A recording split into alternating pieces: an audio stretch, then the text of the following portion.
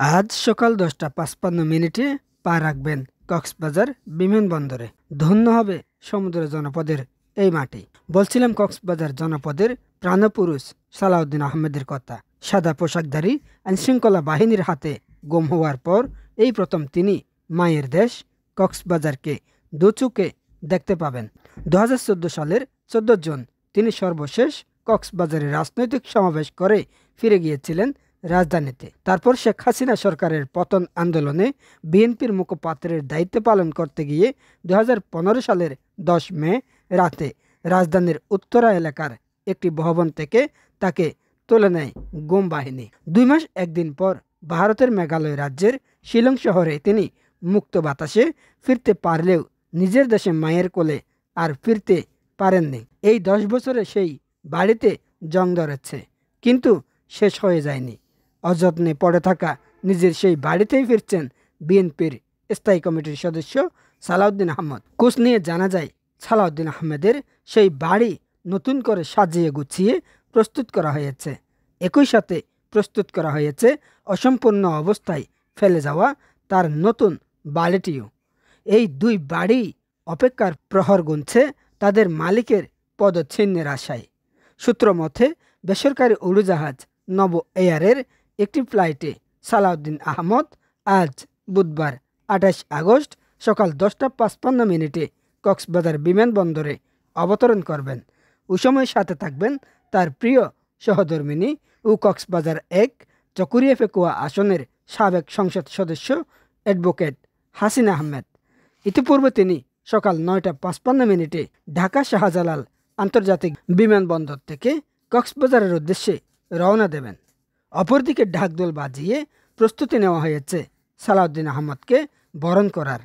কক্সবাজার জেলা বিএনপির একাধিক সূত্র জানিয়েছেন, তাদের প্রিয় নেতা সালাউদ্দিন আহমেদকে এমনভাবে বরণ করা হবে যেটি অনেক কাল ইতিহাস হয়ে থাকবে। জেলা জুড়ে সৃষ্টি করা হবে গণপ্লাবন।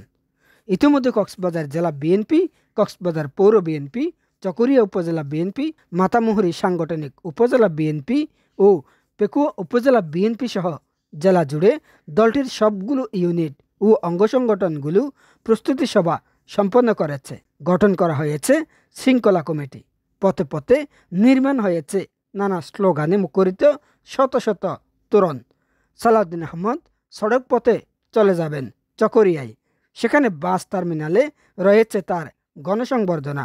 বেলা 2টার গণসংবর্ধনায় প্রধান অতিথি হিসেবে যোগ দেবেন সালাউদ্দিন আহমেদ। এরপর তিনি যাবেন বাবা মায়ের দেশ পেকুয়ায়, যেখানে তিনি জন্মেছেন, খেলেছেন, পড়ালেখা করেছেন, বড় হয়েছেন, রাজনীতির পাঠ নিয়েছেন আর উন্নয়ন রাজনীতির স্বাক্ষর রেখেছেন।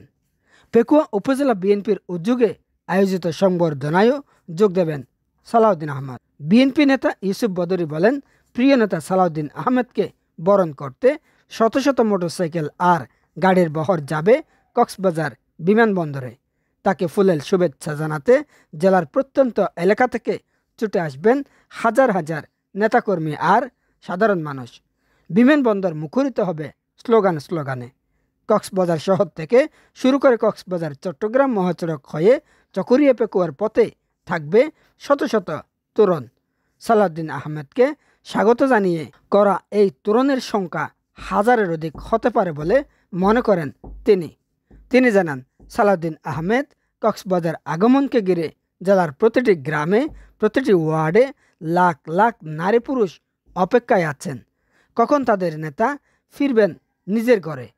তার এই আগমনকে ঘিরে গ্রামে গঞ্জে চলছে মাইকিং আর নানা ধরনের প্রচারণা। সূত্র বলছে, এবারের সফরে সালাউদ্দিন আহমদ সপ্তাহখানেক কক্সবাজারে অবস্থান করবেন। এই সময়ে তিনি ছাত্র জনতার গণ অভ্যুত্থানে শহীদ হওয়া যোদ্ধাদের পরিবারের সদস্যদের সাথে সাক্ষাৎ ও তাদের কবর জিয়ারত করবেন।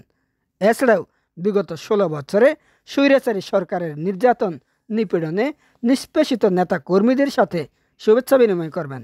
কক্সবাজার জেলা বিএনপির সভাপতি ও সাবেক হুইপ শাহজাহান চৌধুরী জানিয়েছেন, সালাউদ্দিন আহমেদকে বরণে নানা ধরনের প্রস্তুতি নেওয়া হয়েছে। মঙ্গলবার বিকেলে কক্সবাজার শহরে প্রিয় নেতাকে স্বাগত জানিয়ে বিশাল মিছিলও বের করা হয়েছে।